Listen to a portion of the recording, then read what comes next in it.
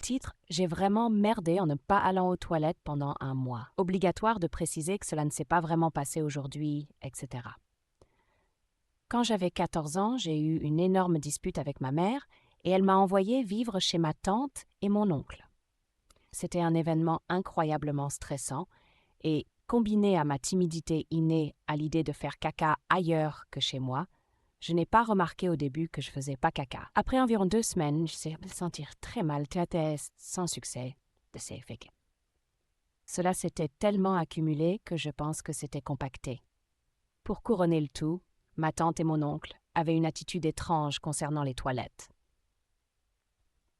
En partie dû au fait qu'il n'y avait qu'une salle de bain pour 5 personnes dans la maison, et 2 fois, alors que je tentais de forcer les choses, ils ont frappé à la porte pour demander ce qui prenait autant de temps, ce qui n'a fait qu'aggraver la situation. Je n'ai rien dit à personne, en partie par embarras et en partie par peur d'avoir des ennuis. Ils étaient stricts et je me faisais souvent gronder pour des choses aléatoires. 2 autres semaines très inconfortables ont passé, jusqu'au jour où, un mois jour pour jour après mon arrivée, et la dernière fois que j'avais fait caca, on m'a envoyé ratisser des feuilles et j'étais tout simplement en agonie totale. Je suis rentrée et j'ai dit à ma tante ce qui se passait.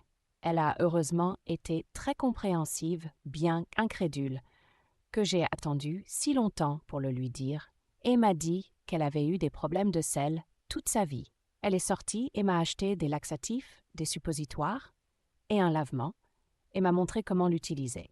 À ce stade, j'avais tellement mal et je transpirais à grosses gouttes, mourant d'envie de soulagement. Les remèdes ont à peine aidé, mais au bout d'1 heure environ, je me suis assise sur les toilettes et j'ai essayé de faire avancer les choses.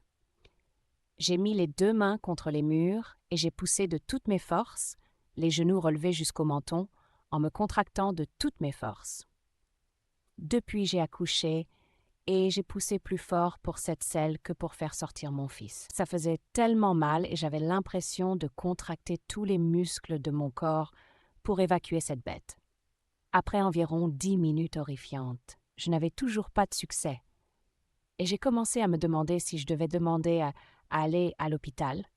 Mais l'idée qu'un médecin doive extraire des excréments de mon anus était tout simplement trop dure à supporter. Alors j'ai persévéré. Après 15 à 20 minutes agonisantes, à grogner, à me contracter, à me débattre et à supplier mon derrière de coopérer, finalement, j'ai entendu mon premier lourd plouf. Oh merci, mon Dieu, j'ai pleuré de douleur, de choc et de soulagement. Le pied de caca n'était pas beaucoup plus facile, il était si dur et sec. J'ai dû me tordre et me contracter pendant un moment, mais après cela, c'est devenu un peu plus facile. Au bout de 30 minutes, je me suis levée et j'ai regardé dans la cuvette. Avez-vous déjà fait un caca si grand, si complet, qu'il remplissait entièrement le rebord des toilettes, à mi-hauteur de la cuvette, s'élevant au-dessus de l'eau en épais rouleaux bruns et noirs, glacés avec une quantité significative de sang? Moi oui, je n'ai jamais et je ne veux jamais revoir un tas de caca humain comme ça, et j'espère ne plus jamais en revoir. Je dirais environ 3 à 4 kilos de caca, à peu près la taille d'un gros gâteau d'anniversaire rond. J'ai tiré la chasse 1 fois, 2 fois, j'ai utilisé le débouchoir et je suis remontée sur les toilettes pour le 2e round. Ça n'arrêtait pas de venir.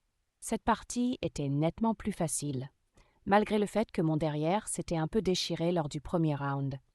Le 2e round faisait environ 3/4 de la taille du premier. Enfin, le déluge s'est arrêté et j'ai essuyé avec précaution, tiré la chasse, nettoyé les toilettes et suis sortie de la salle de bain, une personne changée. J'ai eu des douleurs internes pendant quelques jours après, mais mon Dieu, le soulagement était incroyable. Je n'oublierai jamais ce jour tant que je vivrai. En bref, je n'ai pas fait caca pendant un mois. J'ai vécu l'apocalypse la plus douloureuse de tous les temps, et je suis là pour vous raconter cette histoire. J'ai fait extraire mes dents de sagesse avec un écart d'1 semaine et demie entre chaque côté. Cela m'a amené à prendre des antidouleurs pendant bien 2 semaines et demie. Je n'ai pas été aux toilettes pendant tout ce temps, et ce poste vient de me faire revivre cette expérience. Tu as eu pire, je n'ai pas tenu un mois entier. Je n'ose même pas imaginer. Je me souviens d'avoir été allongée la tête sur le sol, les fesses en l'air dans la salle de bain, en train d'injecter de l'huile de lavement dans mon anus. Je fixais le bonhomme dessiné sur la boîte. Lui aussi était les fesses en l'air sur le sol de la salle de bain. C'était vraiment pathétique.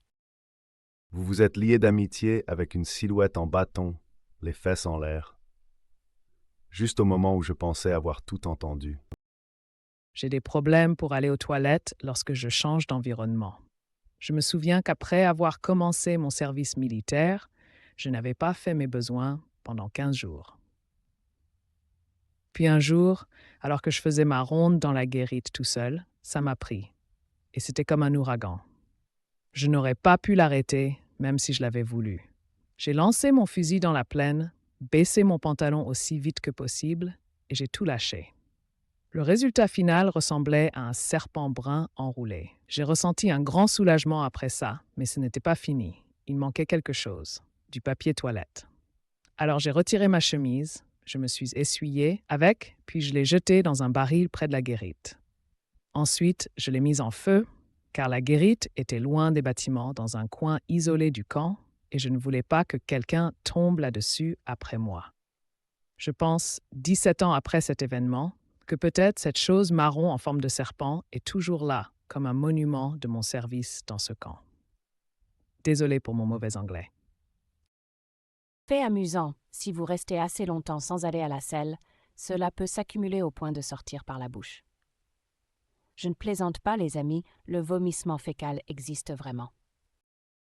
Il y a environ 8 ans, j'ai arrêté de fumer après 22 ans de tabagisme. On pourrait dire que j'ai arrêté d'un coup sec, car un jour je fumais, et le lendemain, je n'avais plus d'intérêt et je n'ai jamais repris. J'aimais bien fumer dehors le soir, après que ma femme soit allée se coucher, et cela me donnait généralement une envie irrésistible d'aller aux toilettes. J'étais régulier comme une horloge suisse. Cigarette, besoin pressant. Après environ une semaine sans fumer, j'ai remarqué que j'étais plutôt constipé et j'ai commencé à prendre un laxatif en vente libre très doux, mais aucun résultat. J'ai augmenté l'efficacité, mais toujours rien.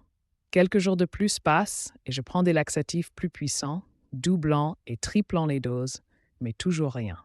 Après quelques recherches sur Internet, j'ai conclu qu'il fallait que j'aille aux urgences. Il m'a fallu environ 4 heures pour être pris en charge. J'ai raconté mon histoire, donné la liste des produits que j'avais essayés et on m'a donné des laxatifs d'une efficacité redoutable. Ils m'ont dit de rentrer chez moi, de charger ma tablette, d'appeler au travail pour dire que j'étais malade, de mettre quelque chose de facile à enlever, peut-être avec un cordon, pas de jean à boutons. Quand je serais prêt, je devais prendre la dose, une seule dose, et m'asseoir sur les toilettes. Ce n'était pas un laxatif qui ramollissait les selles, il stimulait le péristaltisme rectal. 10 minutes après avoir avalé le médicament, dissous dans un verre d'eau, ça a fait effet. J'ai évacué des choses de 1964, des choses de chez mon voisin, des choses de Jimmy Hoffa, des choses de JFK. J'ai répété le processus environ 3 semaines plus tard. Finalement, il m'a fallu environ 6 mois pour réapprendre à aller aux toilettes naturellement, mais maintenant, je suis le numéro 1 du numéro 2. Actualisation. Waouh, ça a vraiment fait le buzz. Ça me rappelle ce jour-là. Je vais aborder plusieurs thèmes communs en même temps. Le nom de la substance était le bien nommé Manevac, un produit à base de séné distillé. Je n'appréciais plus de fumer depuis un moment, et finalement quelque chose a changé dans mon cerveau. Beaucoup de gens m'ont demandé au fil des ans comment j'ai fait, et j'aimerais pouvoir le dire, si je pouvais le commercialiser, je serais riche. Un jour, j'étais fumeur, le lendemain, je ne l'étais plus, et je n'ai jamais eu la moindre envie. Avant, je paniquais si je n'avais plus de cigarettes, alors j'ai gardé le paquet sur lequel je travaillais. Il restait 3 cigarettes dans une boîte de Winston Sans, dans la boîte à gants de mon camion pendant environ 5 ans. Je savais qu'elles étaient là, donc pas de panique, j'ai juste choisi de ne pas les fumer. Cela fera 8 ans en septembre. Je suis assez sûr de ne pas avoir de cancer. Vous avez tous raison, je ne connais rien au chemin de fer allemand. C'était toujours une métaphore que j'utilisais pour la fiabilité. Je ne l'utiliserai plus, peut-être un garde-temps suisse. J'ai appris à aller aux toilettes sans stimulant. Je n'utilise pas non plus de caféine, avec le temps, en mangeant correctement et en buvant beaucoup d'eau. Aller aux toilettes à la même heure chaque jour est aussi une bonne chose. Cela entraîne la chaîne de montage à fonctionner au bon moment. Merci pour toutes les récompenses, surtout l'or, gentil inconnu. Je n'ai jamais su ce que signifiait RIP Inbox jusqu'à ce matin. Merci de m'avoir fait rire. Par curiosité, t'es-tu pesé après cet événement? Il m'a fallu un certain temps pour réapprendre à aller aux toilettes après cet événement.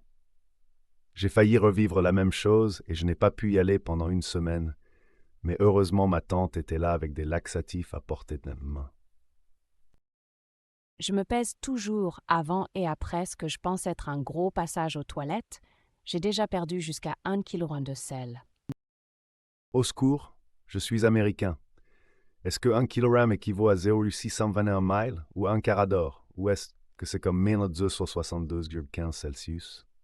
J'ai l'impression d'être si presse. Si seulement il existait une mesure plus petite que le pouce pour montrer à quel point je me sens proche. S'il vous plaît, ne dites pas ton pénis. Même si c'est vrai, c'est blessant. Parfois secrètement, j'espère qu'une célébrité lit ces commentaires et souffle de l'air par le nez, parce que cela me rendrait heureux de les faire rire pour une fois. Je pense à toi, Bryan Cranston. Ne crois pas qu'on ne t'a pas vu donner ton plasma. Tu es une bonne personne. Merci d'avoir regardé. Laisse un commentaire ci-dessous et dis-nous ce que tu en penses. Et n'oublie pas de jeter un œil à nos autres vidéos.